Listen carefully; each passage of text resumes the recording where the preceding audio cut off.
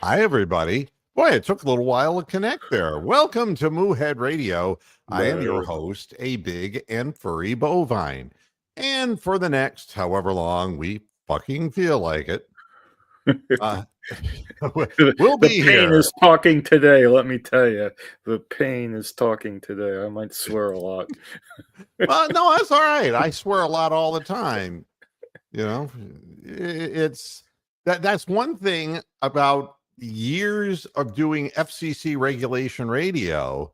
You know, I want to say butt fucking motherfucker. I can say that. You know, I couldn't do that. Yeah. It was like Casey Kasem, except when he was off the air when people taped him. But They did do that. Those are so funny. but I mean, it's like, and here's number 6. Oh fuck. This song fucking sucks. It eats cock. I mean, you can't do that. So this is freedom. This is a sort of, freedom. Yep.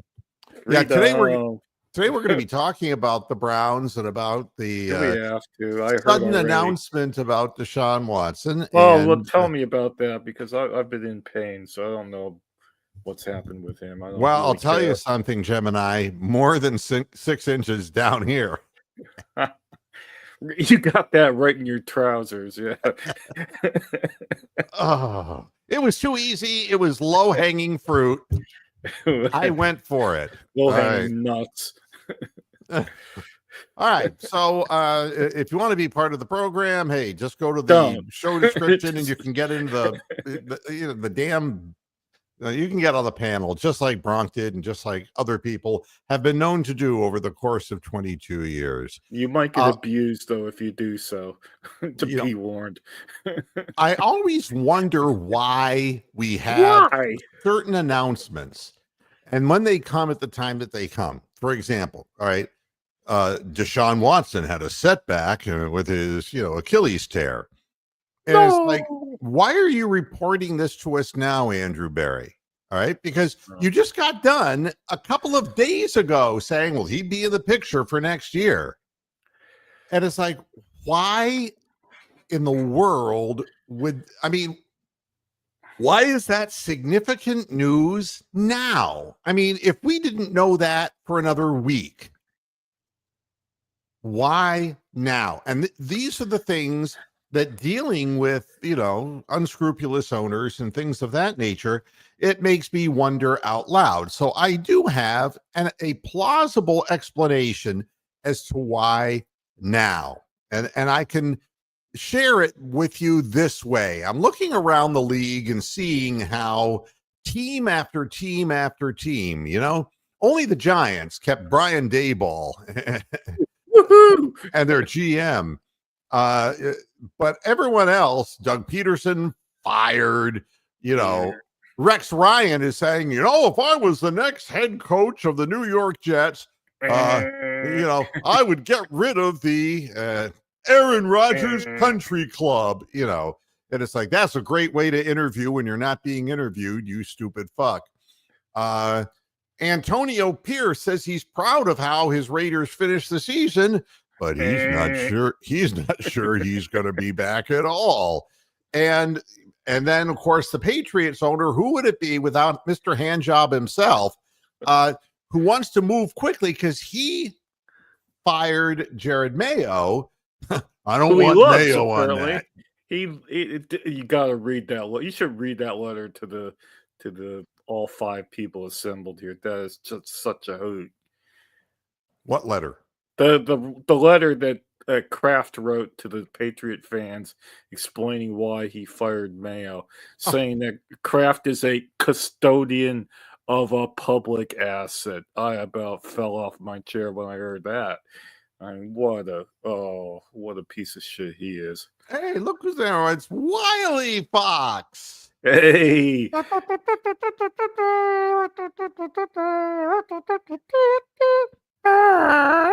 Well, what I like about Wiley is that we both hate Rick Manning and Underwood just as much. We disagree about every else fucking thing, but we both hate them so much. So yeah, well, there you go. But that wasn't the only thing that Barry said.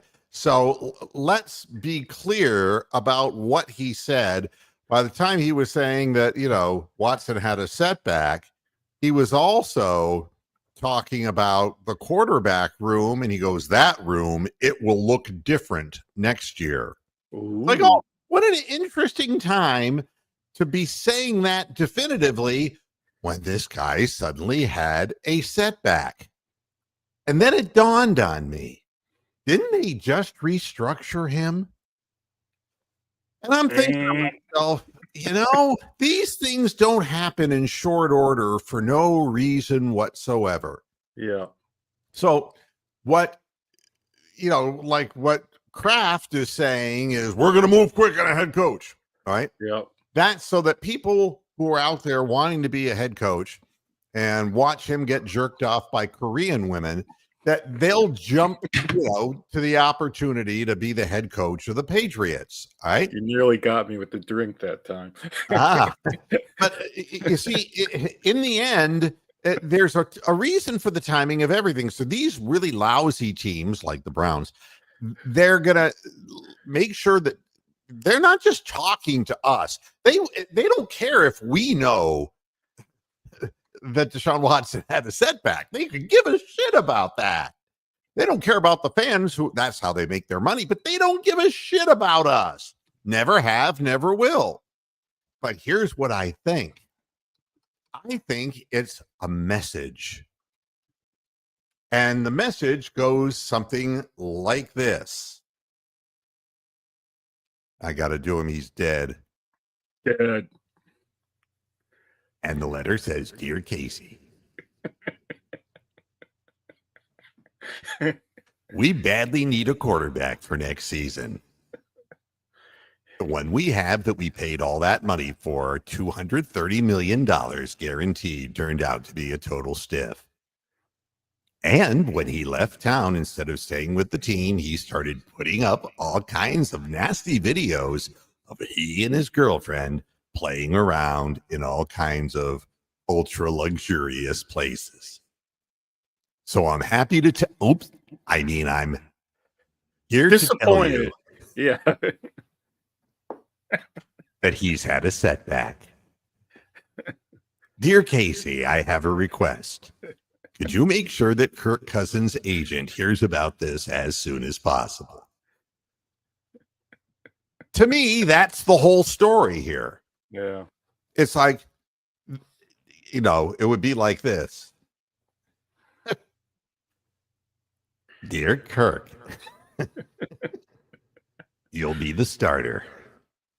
And that's it. It's like, we don't, it's going to be either you or DTR. If you had that much brain damage in your career, you don't want it anyway. But I mean, you're going to be the starting quarterback, Kirk. Just sign with the Cleveland Browns. Meanwhile, we're taking a look at what Kevin Stefanski is saying too. And he was discussing the future of the offensive coordinator role. All right. Oh. And this is real interesting because they had fired Ken Dorsey and Andy Dickerson. Martyr. I told you that Ken Dorsey, I didn't think deserved to be fired. I knew that Dickerson was going to be gone. I'm amazed that Bubba Ventrone is still there. Is he really? That's amazing. Well, but I don't know for how long. I mean, they can just dock him anytime they want. Yeah. But by firing Ken Dorsey and scapegoating him, here's what Stefanski said. I think the world of those two guys as people and as coaches, but I'm going to go in a different direction, Stefanski said. I'm appreciative of their hard work as well. All right. That's what he said. Now, here's what else he said. Now, read between the lines, please. We have to play better on offense in a bunch of different areas. I don't think it's as simple as just one saying running effectiveness, but that's a component of it. But we need to do a better job of setting our team up for success. Wow. I think there is a lot we need to look into and get fixed. This is never about one person, or in this case, about one coach or another coach. This is something that we all own, and we all share in that. But we have to look at all of it. All right. Now, here's the fun part. Stefanski said they'll begin their search for a new offensive coordinator immediately. He'll wait until he goes through the process of talking with coordinator candidates before making a decision on play calling for the 2025 season. Stefanski said play calling experience for the offensive coordinator isn't necessarily a requirement. Have we heard this before? And is staying open-minded as they go through the process. In their search for a new offensive coordinator, Stefanski said he wants to get back to a sound offensive system that will give them a chance to win games. He believes that they have the talent on the roster to do that next season. No. So now, I don't know how much more you need to hear. I mean, he is going to take over the play calling responsibilities next year and go back to the old Kevin Stefanski offense. That's what he's going to do. And the way he's going to keep the offensive linemen, the fighting Stefanskis, happy is that he's going to make sure that they go back to their zone blocking scheme and play action passing, which is why it's important that Kirk Cousins knows now before anyone else can interview him that he will be the starting quarterback in Cleveland next year. And for the next couple of years, we'll sign you for a 3-year contract, Kirk. And how is a 36-year-old man going to say no to that? And meanwhile, that would give the Browns the opportunity to draft a quarterback number 2 if they so desire, or God forbid, a big play receiver, whatever it would take. Or trade down to 22 and get some shitty quarterback like they always do. But by the way, look who's in the chat just now. I'm looking at the chat right now, and and hello, John. How are you doing? And let's there's Tony the Calf. Hi, Tony. Hi. So I think I'm on to something here. Gemini says, "Wow, he said that crap." Yes, and John is saying, "Well, of course, he's going to be calling plays again." It's howdy doody time. It's howdy. Do we think Stefanski ever actually gave up the play calls? Oh, yes. Oh no! Was Ken Dorsey a scapegoat? Yes. Yes. Yep. Yeah, I mean, it's like it's really bad when you're being scapegoated, and when your exit meeting at the end of the season starts with "you're fired" and it ends with "and fuck your mother too." Whoa. And then Stefanski comes out and says, "I really love these guys as people, but no, I'm going in a different direction."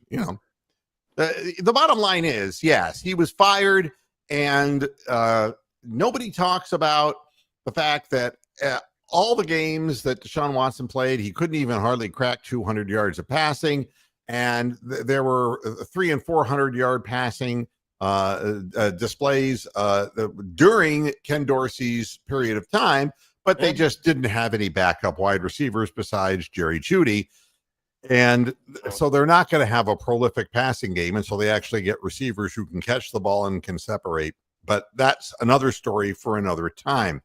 But the thing that's interesting to me, he says, we're looking for somebody to come in and help us share in a vision, my vision, where we can go play sound. That's the first word, sound. Explosive offensive football. Now, explosive can mean blowing people up on the front line and opening holes for running backs. Explosive and Kevin Stefanski, unless he has diarrhea, they don't fit in the same sentence. Okay? No. So, no. And he feels confident that he's going to be able to find his man. Well, he will.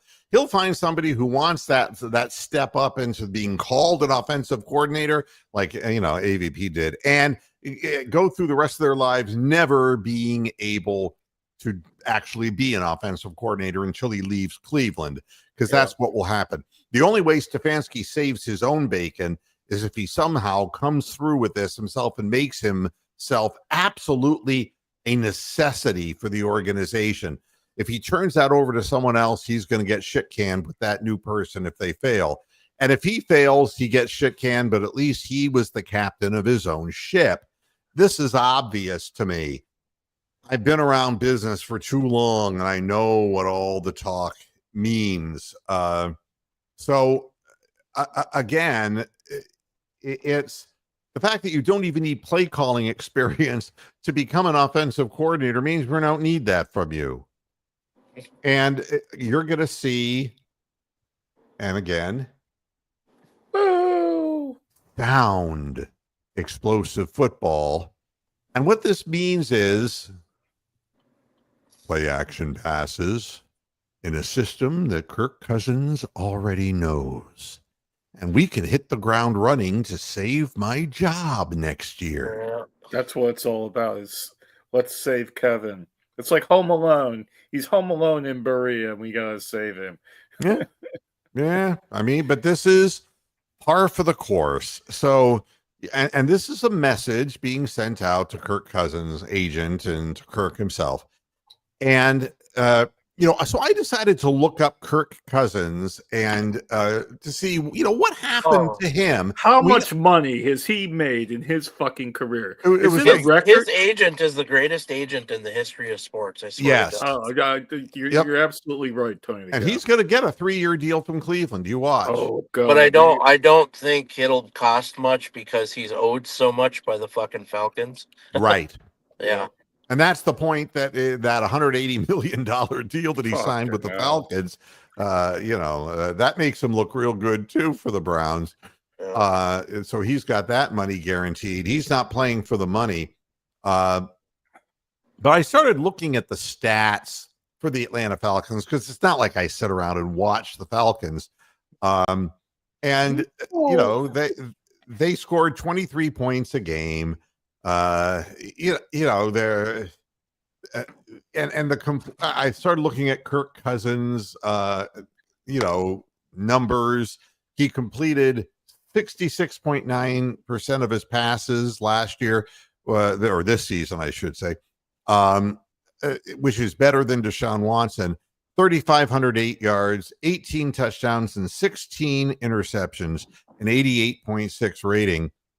That was a big drop from the games that he played the previous year before tearing his Achilles. He was 18 touchdowns and 5 picks. Before that, 29 and 14, 33 and 7, 35 and 13, 26 and 6.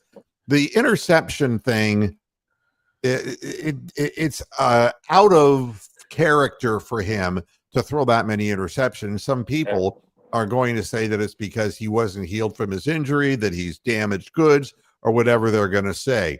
Well, going from Justin Jefferson and Jordan Addison to Drake London and who? That'll probably do that tight end bloke.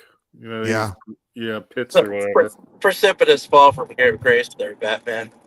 But when he was with the Vikings, he had a 104 rating, a 92.5 in 2022, but then 103, 105, 107.4, about 100 in 2018, 93.9 and 97.2 with the Commanders. But his lowest numbers were with the Commanders. And that shouldn't surprise us because it's a shit fuck organization. And, teams turn really good, solid players into bow wows because their system is all fucked up.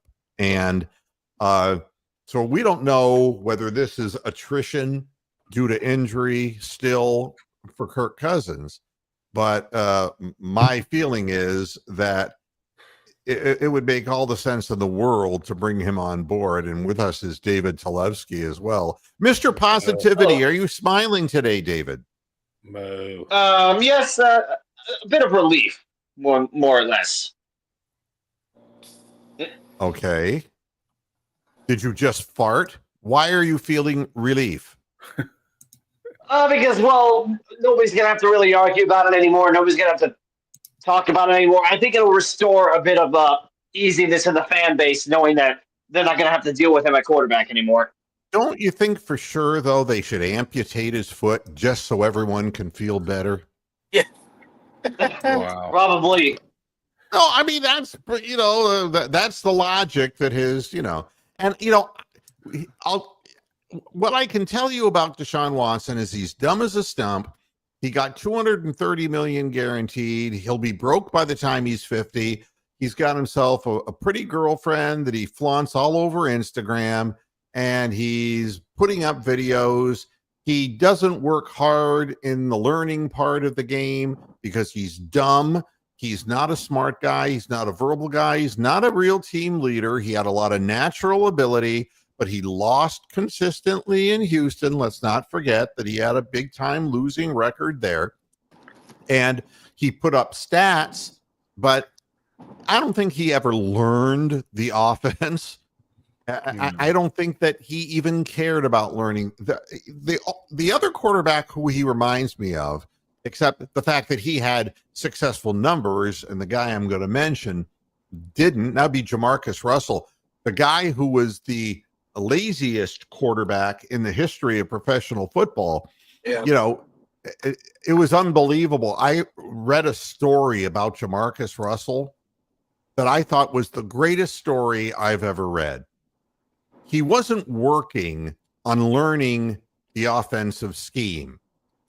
And the team kind of had a feeling that that was the case because he'd go out and play and he wouldn't know what in the hell he was doing. So what they would do is they started providing him with materials that he could study. So they would give him DVDs of, what he should be looking for and team scouting and all that, so he could learn tendencies. And because he wouldn't show up to team practices where there was analysis going on. So the film sessions, in essence. So he wasn't getting any better still. So they decided to do something. They gave him a blank DVD. I'm not making this up. So they gave him a blank DVD, and afterwards, that week, they came to him and said, what did you think we should do? And what do you think of that game plan? He goes, well, I think your game plan's right on the money. They fired him. That was when they got rid of him. Wow. That is a great story. People who don't work. I never got the feeling that Deshaun Watson was invested in the Cleveland Browns. I never got the feeling that he was really invested in anything but himself and his lifestyle. Wow. I really just don't think that he committed the way people needed to be committed to get a job done. And the one thing we can say about Cousins is it's more like the kind of guy that Stefanski likes to deal with. An accurate mid-range thrower, not a big arm, but a guy who's seen a lot of things and will understand the scheme, understand his place, and run the plays, as Kevin calls them. It'll be just like, it'll be a kind of a comfortable setting for Kevin Stefanski, kind of like the massage parlor is for Robert Kraft. And, instead of the stress relief he'll get is a quarterback who will actually run his system. Yeah, and understand what he wants. Yep. So can we also look at the stupidity of the Bengals fans? Oh, what did they do? Oh, well, tell me. They've concocted some kind of a conspiracy theory now, didn't they? Oh, I don't know about this. Yes. Tell me about this. They think that the Chiefs tanked that game against the Broncos on purpose, so they would have to end up facing the Bengals in the playoffs. Oh, they can go fuck themselves. With all due respect to the Bengals. Oh my God. Well, I mean, the thing that's funny about the Bengals now is that Joe Burrow is he's back doing his thing to Bengals management. We got to get T. Higgins to stay. We got to get I should do it like this. Yo, I'm Vanilla Ice, so we got to get T to stay. All right. That's going to be my new Joe Burrow impression that you're going to be hearing for fucking years. Yo, I'm white and I think I'm hip, but I'm really just a Caucasian trip. And I like my Fritos with onion dip. Wow. I got gas. I'm going to let it rip. I was just going to let you carry on there till you dug yourself in such a big hole, but you stopped, fortunately. Yeah. Oh, So, gentleman swag. Yeah, this is maybe this is my own conspiracy theory. Wiley Fox has his feelings. They have to pay Watson regardless. So just getting the hell out of Cleveland. He's a cancer. No one wants him here any longer. I would tend to agree with it at this point. I agree with Wiley Fox again. Fucking hell, the apocalypse is coming. Hey, he's got his basement stocked. I love Wiley. He knows that. We love Wiley. Yeah, he knows that. I mean, that's yeah. I love all the old school listeners of the program. Yes, we're very old school. And as long as DTR is gone, DTR, no, he'll be the third quarterback fighting for the second string job. They've already signed him to something, so they're not going to put any more money in backup quarterbacks. They got to put money in with starting quarterback. And I want to keep Zappy. I want Zappy. I'm glad somebody does. Mrs. Zappy doesn't want Zappy. Every time I hear Zappy, it reminds me of Zappy's Pizza.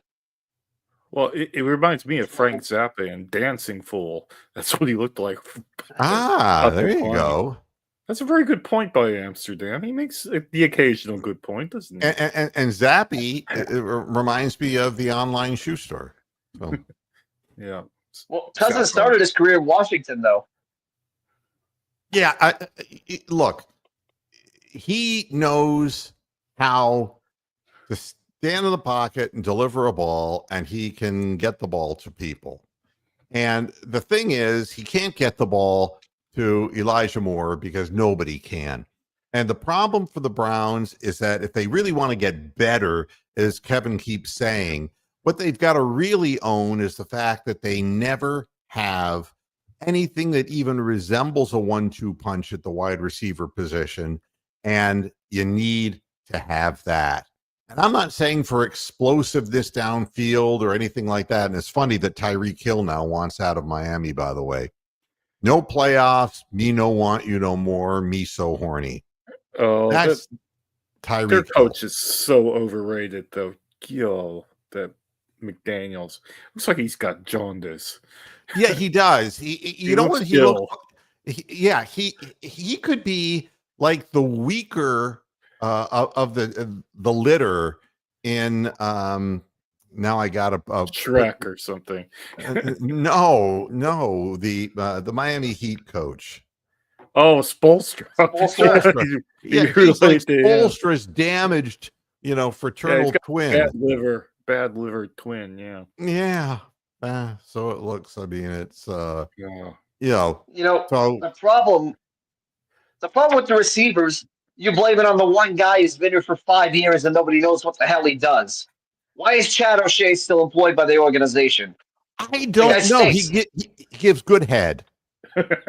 That's the only thing I can think of because I've never heard it.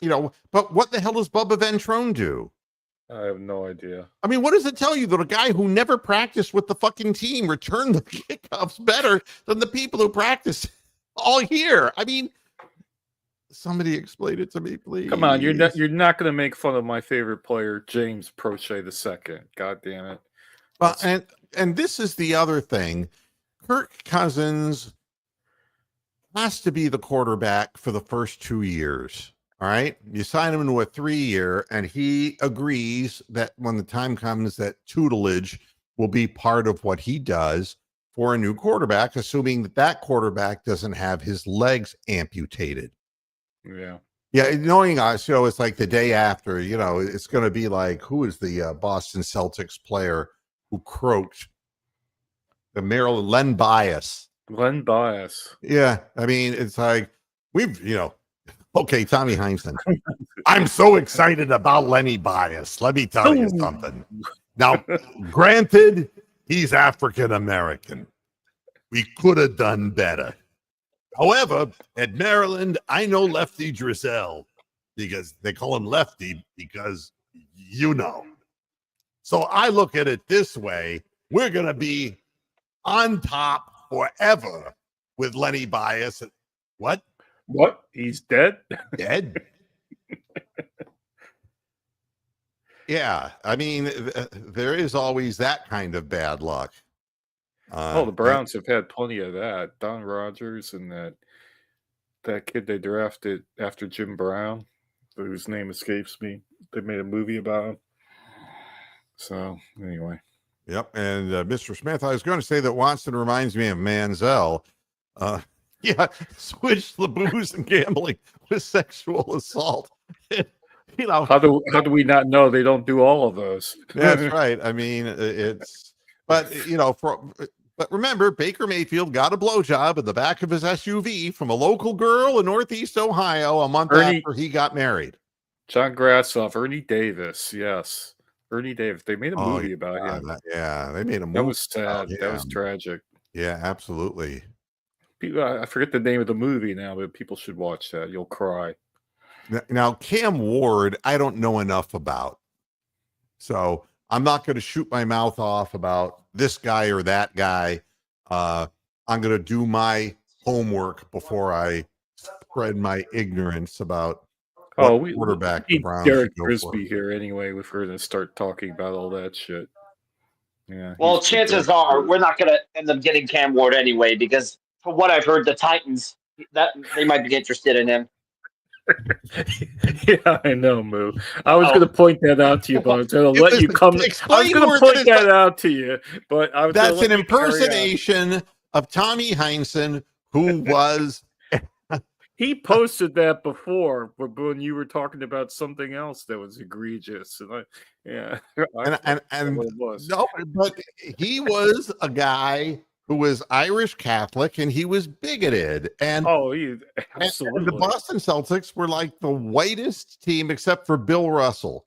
And you wondered why Bill Russell threw up before every game he ever played in. He was afraid he was going to get shot every time he went out on the court. And I've been in Boston, and I can tell you firsthand that the Irish Catholic neighborhoods are still that way.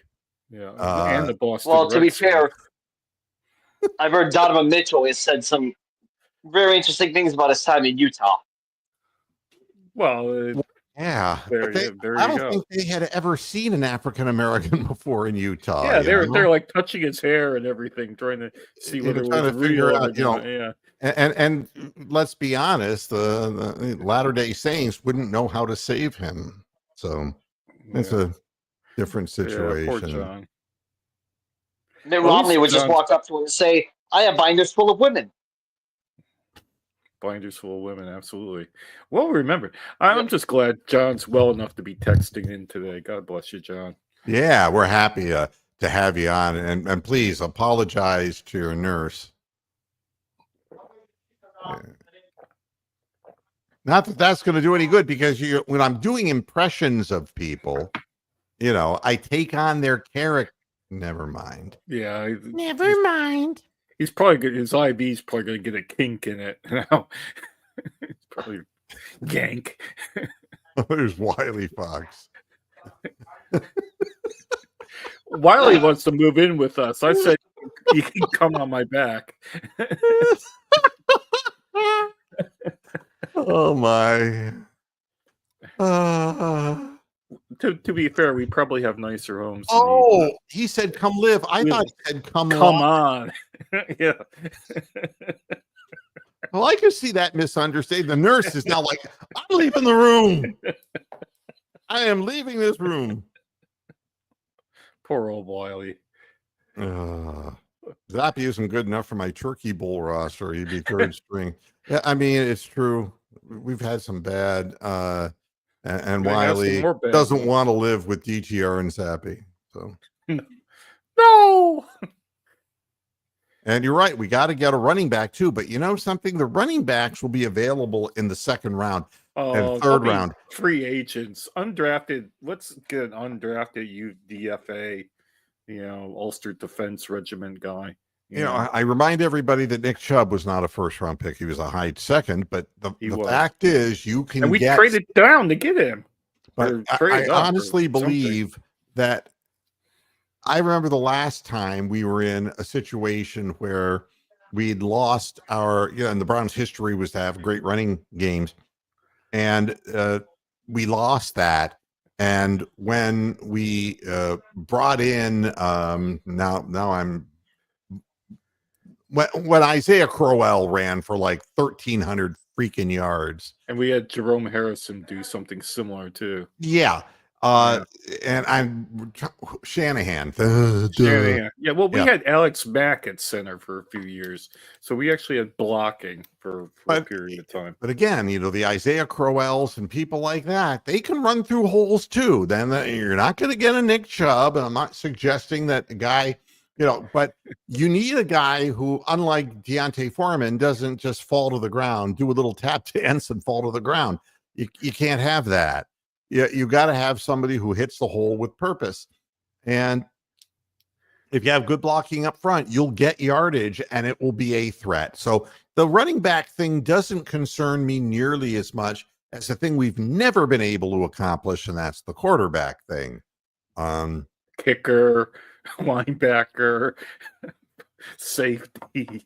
You know that Bubba Ventrone is renting the manufactured home that Freddie the double wide that's true. Oh, here's a question for the panel. The playoffs now. I think I'd rather see the Steelers beat the Ravens than the Ravens beat the Steelers. Does that make me a bad person?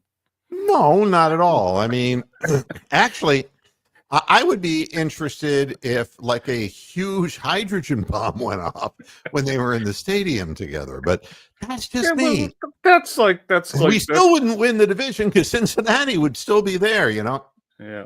Jimmy Haslam go, woo! We blew him up. We blew him up. Here's the situation. I heard someone on the radio today say that all Mike Tomlin is now is Marty Schottenheimer.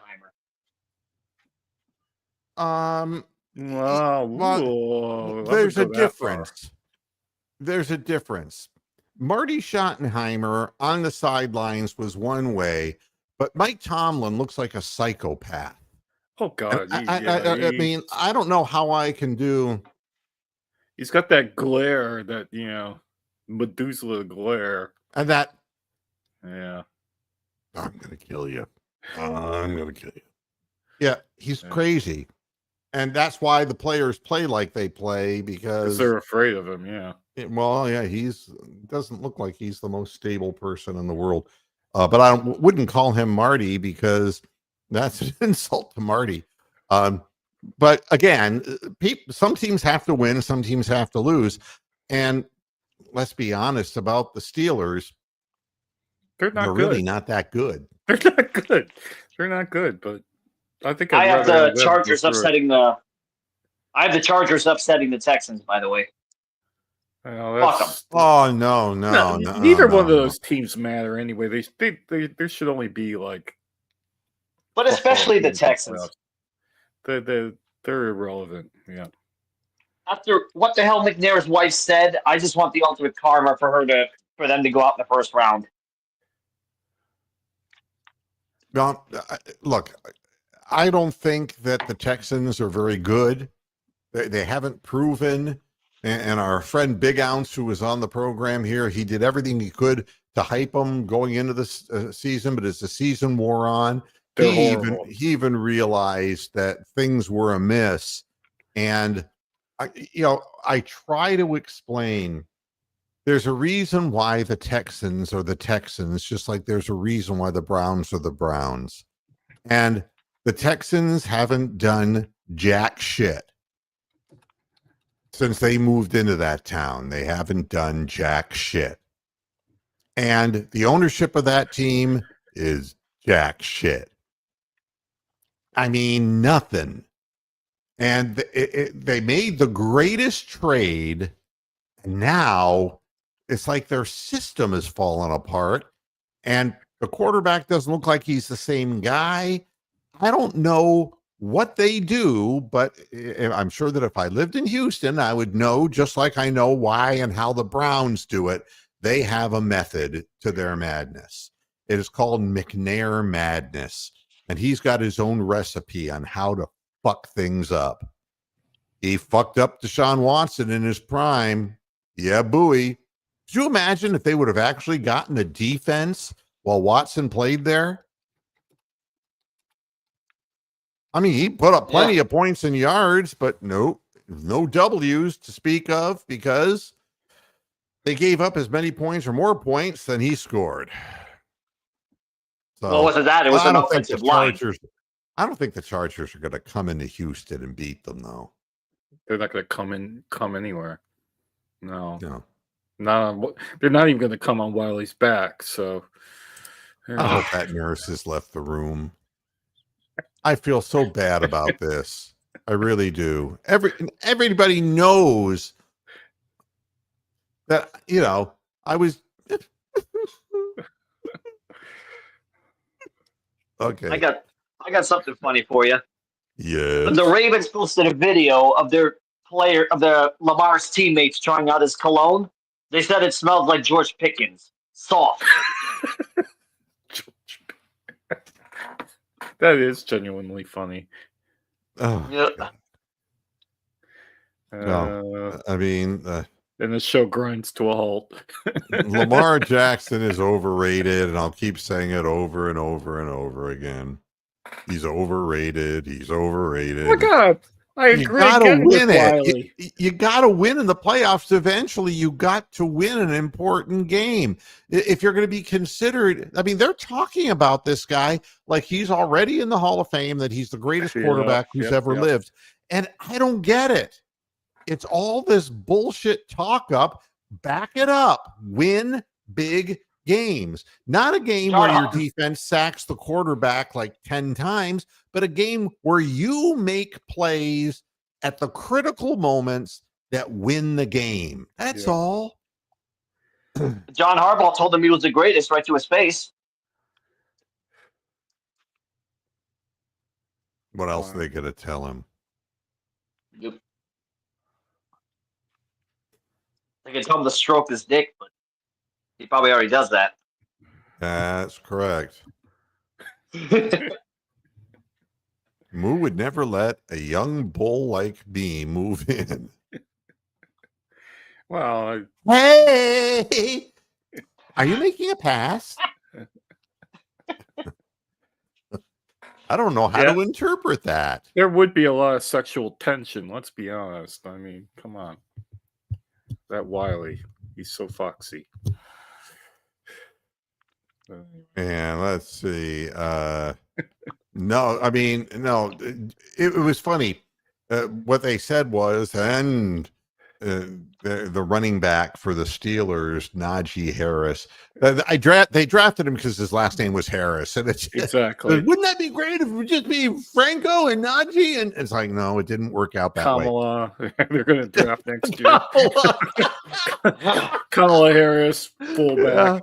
Yeah, I mean, but they said, oh, he went over 1,000 yards. And then the announcer said it's a 17-game season now. 1,000 yards really doesn't mean that much. Yeah, he did that with a 2.8 average. He's getting 57 yards a game. Come on.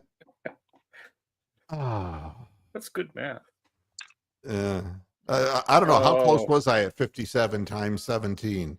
Oh, you're pretty damn close, actually. We can do that. If I stop laughing here for half a minute. I can listen to Tomlin all day long. You have a very high resistance to insanity. Yeah. Yeah, that's 969 yards. So it'd be about, he'd have to do about 50. You have to get up to about 60 whole yards a game. 60 whole yards. That's asking a hell of a lot from him. I mean, if you do 59, you're at 1,003. So 59 yards. 59 yards a game. Oh, wow. I was close. Would the Chargers winning that game be an upset? No, not absolutely. I think it would be a surprise because everybody had such high hopes for the Texans that, and they had the advantage of that home game when they didn't deserve it last year. They deserved to win the game the way they played, the way the Browns played. But the fact is nothing about their regular season should have earned them that, except that they play in a bozo division. God. I don't know. It's not like I've sat and watched the Chargers, but I don't think at this point, with the way that they've been playing, that it would not be a total out of the blue shock. Let's put it that way. And the Chargers right now, they have the number one scoring defense, and I just don't trust Stroud against that. And you may be right. And Mr. Smith says the Texans look worse than the Steelers. The Steelers are lost right now, 3 losses in a row. And it's the same as they always are.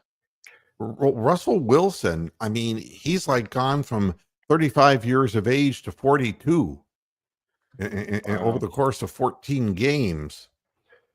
I don't know. Something's going on there.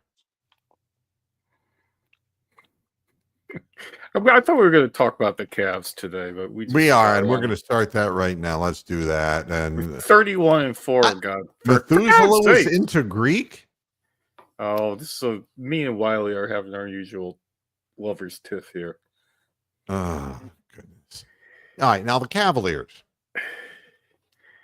I was reading a story about Darius Garland, who finally spoke up. Oh, before I leave the whole thing about Kirk Cousins, and if you're not happy with Kirk Cousins, just remember that Michael Penix, be very careful when you type his name, because that autocorrect is a demon on that one. Not only that, but the F is right above the X diagonal on the keyboard, and if you're just doing a quick, it's like Michael Penis. I've never heard of him before.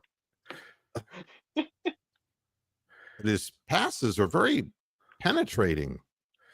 But Penix, in the time that he's played, only completed 58.1% of his passes. He averaged only 7.4 yards per completion. He threw 3 interceptions and 3 touchdowns.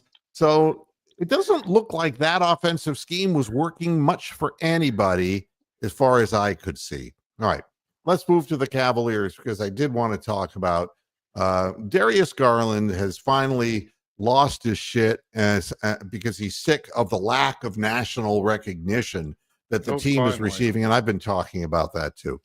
Yeah. And, they keep winning. And now they have a game on Wednesday against Oklahoma City, who just beat up on the Celtics in Oklahoma. Did you see the stats on that? Like Boston had like 9 3-points out of like 46. They were like 20% from 3-point. That's why they got their ass whooped. But they're the best rated defense in the NBA. Oklahoma City. Why? Yeah. And so the number one offense in the Cavaliers.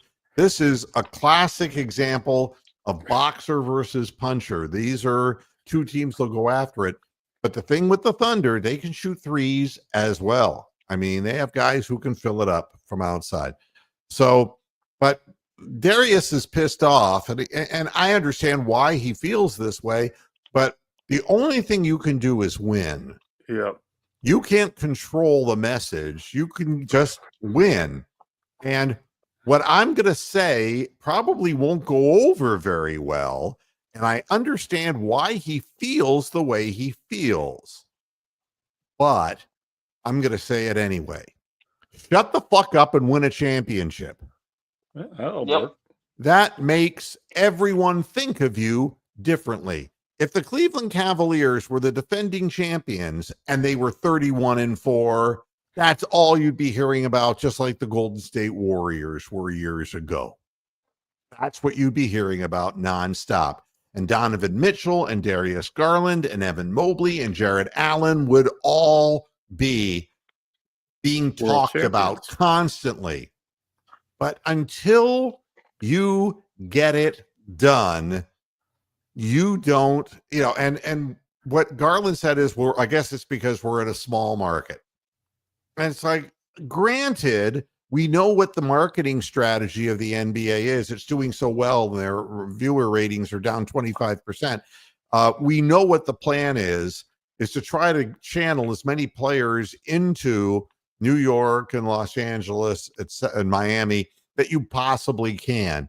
But it's not working anymore, and people are losing interest in watching, the games, and the ratings for the sports networks that are doing the talk stuff.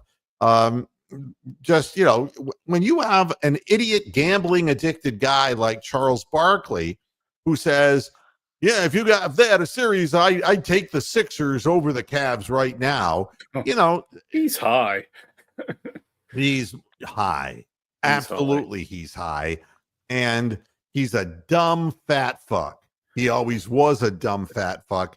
He'll open his mouth and he'll say whatever it is that he thinks can create whatever ruckus, but you can't take it seriously. Just like it's like listening to Stephen A. Smith. I mean, do you really take that seriously?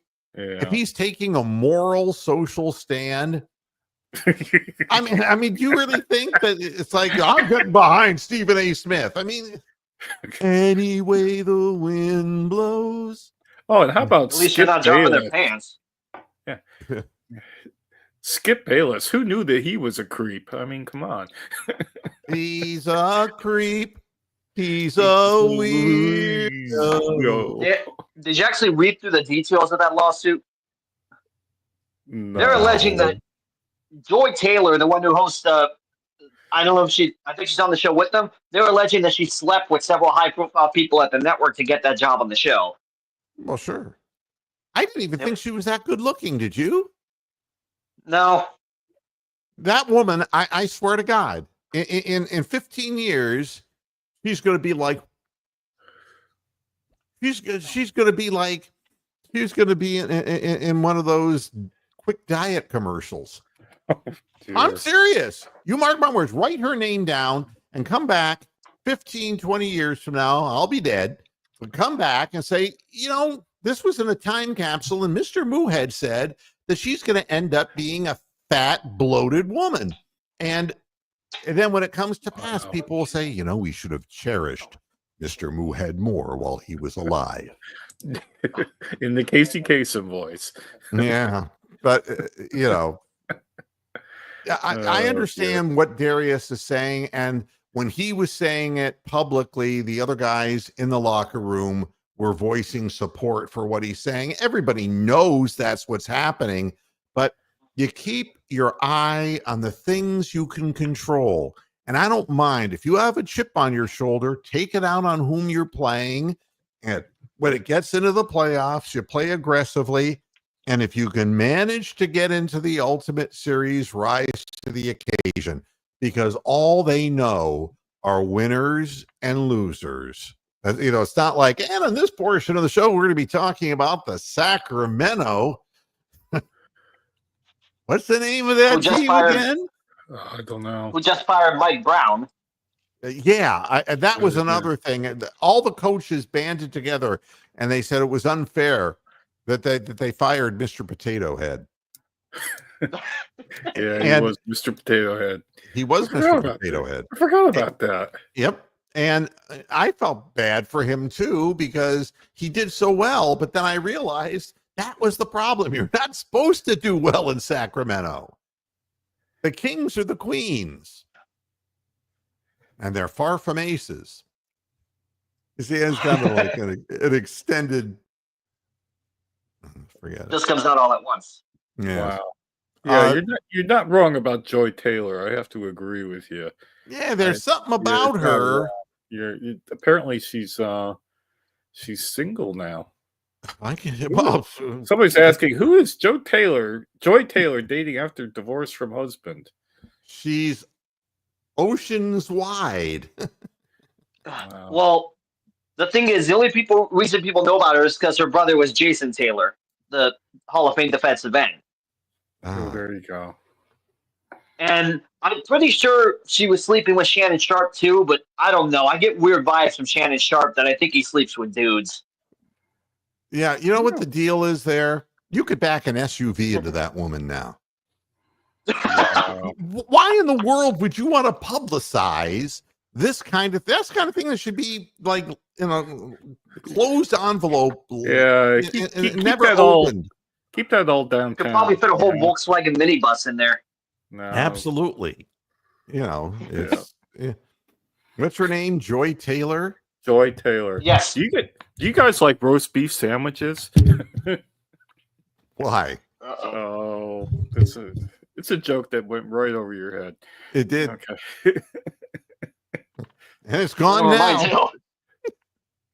Boy, it has to be really obscure for me to miss it. Yeah. Yep. But no, I mean, Joy Taylor, so she was with a bunch of people from the organization and with Skip Bayless. Is that correct? No, Skip Bayless, I think sexually harassed someone else. Yeah, he did the hairdresser apparently. Oh, but she has slept her way into the job. Is that what you're suggesting? Yep. Yeah, it was funny because what happens is they start out at the bottom and then they work their way up, Well, then you only get so far up. So yeah, and so when they stop, they reach their level and then that's it. They don't. Well, I mean, she got to whomever was the head of programming that got her the job, right? Yeah. So that's all. But you know what the problem was? All the people on the lower tiers that she had to go through. Yeah. That's why she hasn't progressed any further in her job, because the last guy who was sleeping with her, this is a true story because I was reading about her, and the last guy who was suggested that gave her that job because she was sleeping with him, the guy who was the previous guy that she was sleeping with confronted the guy who was the programming guy. Okay. And they had kind of an argument, and the two of them were saying, how in the hell can we get out of here? And the guy who had slept before with her said, I don't know, if you can find a flashlight, I can find the keys and back my truck out of here. Wow. That Wiley is right about that one too. God damn it. Me and Wiley, we're getting so agreeable now. Uh-oh. You actually cut out on me. I missed the point that you had made. Oh, the point was that they were arguing inside her pussy, and they were both trying to find their way out, and the only way was to get a flashlight so the guy could find his car keys to back out. All right. And then once they, I'm going to regret saying this, but once they have actually backed out and turned around and looked back, that's when they saw the roast beef sandwich. Oh, shit. Oh, I get it. Yeah. No, okay, thank you. I'm glad you were able to reassemble the punchline. I've just with extra cheese around it. Yeah, the way we used to say it in the radio business is you go down on it and you find somebody else's bologna sandwich. That was the way we used to say it. Yeah, it's now. So now it's gone up to roast beef. Yeah. So she's classy, is what you're saying. With extra cheese around it. Yeah, the RB cheddar. What kind of cheese? What kind of cheese? Beef and cheddar. Beef and cheddar. No, Famunda. Famunda cheese. I know it's really nauseating, and I'm sorry that you people had to tune into this show, but sometimes it takes a very bad turn. I'm in pain. Hey, I'm actually eating during this right now. Oh my god! Well, I got a strong stomach. I can take it. Are you having a grilled cheese sandwich right now? No, it's lasagna. It would be inappropriate to say if he doesn't work out that Penix is a stiff. No, it'd be perfect. This show will never go national. Really? After 22 years, you've come to that conclusion. I got a nurse who walked out of this guy's room, John's room, and is, calling people up saying, we got to find where this guy is. We got to find where this broadcast is emanating from and shut it down. Yeah. Wow. Ah, I see. So she was on the herd. Colin That was. Cowherd. Oh, I is think she that took back over in the after day? that blonde one left. Oh, God. Colleen something. Christine something. I think it was Christine something. Look, the longer it takes to tell the joke, the more distraught people become when they realize they've heard it 600 times. And they've waited so long to hear the ending. The skill of the comedian is drawing it out and not letting them realize they're hearing the joke for the 600th time. You have to understand, there's a skill to this. Yep. Or you can always be a comedian like Andy Kaufman. Well, there is no punchline. No. Yeah. He's dead, though. So everybody's dead. Yeah. So at any rate, the Cavaliers need to win something significant in order to be respected by the people who probably will respect them, because they're being paid by people who are telling them, okay, the strategy is bring Philadelphia back into the conversation, Mr. Barkley. Don't let them shift over to Cleveland. Start talking about Joel Hans Embiid, whatever it takes. Just every time they mention Cleveland, talk about Golden State or talk about Boston or, all that. The Knicks. And if you're forced to, don't mention San Antonio by name, but Wembayana.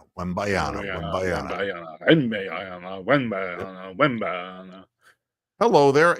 I love the fans who show up for the archive. See, he shows up at 6:05 saying, God, I can't believe he's still live on the air. I'm getting out of here.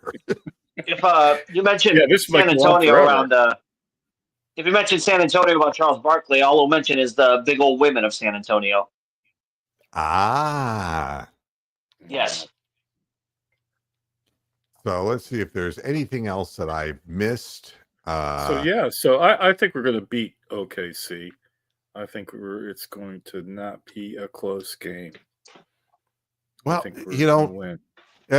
Home court advantage is significant, but these two teams and the Cavaliers didn't play their best basketball game the other day. Last night. No, they didn't.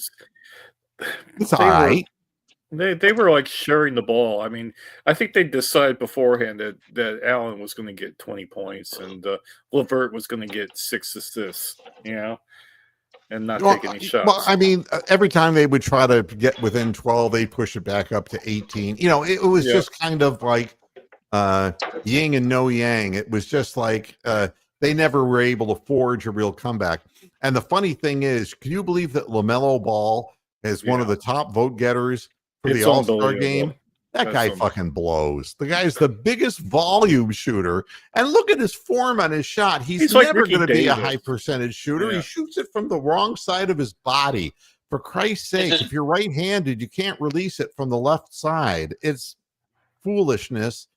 And he takes his brother still played? No, because he's never been able to really come back from all the injuries. And, but the deal here is that he just is a volume shooter, and that team will never be taken seriously. They can get hot and they can score a lot of 3-pointers, but they're not playing defense. They're not serious. But as far as Oklahoma City, they are serious. They're a real deal team. You don't win as many games as they've won without really being solid. And when you're solid defensively, as we found out with the Miami Heat all those years, they can keep close games close. And then they have, in SGA, a guy who is a legitimate all-star player and a very hard to guard and a real good, solid player. And they have a good team and they play well together. And both teams, they know this has got moved up into the national profile, being shown nationally on television. These are the teams with the 2 best records in the NBA. Now, they're not going to tell you they're the best team because Boston Celtics will always come into that conversation until they're dethroned. But this is what this is going to be. It's 2 teams with something to prove. and you can bet it's going to be a playoff intensity game. We learn more about our Cavaliers, and the Thunder fans learn more about their team. And it doesn't mean that that's the be all end all, but it means that, again, when the spotlight is turned up light and blindingly light, and the world is watching, this is why the Cavaliers need to go up and right into that light and play a great game if they want to silence the silence they're receiving and start getting some accolades. This would be a good way to start, and you use it as like grist for the mill. This is, you play with a chip on your shoulder until you're at a point where you've earned respect. This is a big way to earn respect, and I'll be watching, and I know I would hope that every one of you will be watching this game, because it will be entertaining for sure. Well, I have no way to pull it up. Thing about Oklahoma City is that the last game against the Celtics, they had SGA 39 minutes, Dort 39 minutes, the other three starters 35 minutes, right? And then on the bench, Wiggins did 20 minutes, and then three other guys did like 17, 12, and 9. They do not have a bench according to this, and we got rested guys. We're not playing guys 39 minutes. We might play them a bit longer in this game because it's an important game and we need to get a win. But, Donovan Mitchell would die if he'd played 39 minutes in 35 games. And by the way, Isaac Okoro is not coming back. He's not doing full contact right now, but he is practicing, and he is green lit to practice, but he's not going through full contact yet. So we're not going to see him, I don't believe, in the game. But the fact of the matter is he's getting closer. But yeah, the Cavaliers are really distributing a lot of minutes amongst a lot of players, which hopefully will be beneficial, once we get further into the season. And Oklahoma City is doing it with fewer. And, it'll be interesting to see what happens. I think right now it's going to be something that both teams really want. Well, I got to get out of here. It's already almost 6:15. It is. It is. Time flies when you're having fun. David Talevsky, thank you for showing. I appreciate it. Moose, thank you as always. And apologies to John's nurse. We love you. Yeah. John. Yep. And everybody, thanks for tuning in. I appreciate it. We'll be back again end of the week, Friday, and we'll be talking about whatever happened in the Cavs game on Wednesday. And that's gonna make it happen. Come on, Cavs. You gotta make it happen. That was a horrible jingle. It sounded like it was like Soul Train. No, it sounded like something from the Fat Albert cartoon. Yeah. It totally was. Gotta make it happen. Hey. All right, everybody. Thanks for tuning in. We'll see you on Friday. Until then, hasta la vista, pasture heads. Good night. Good night.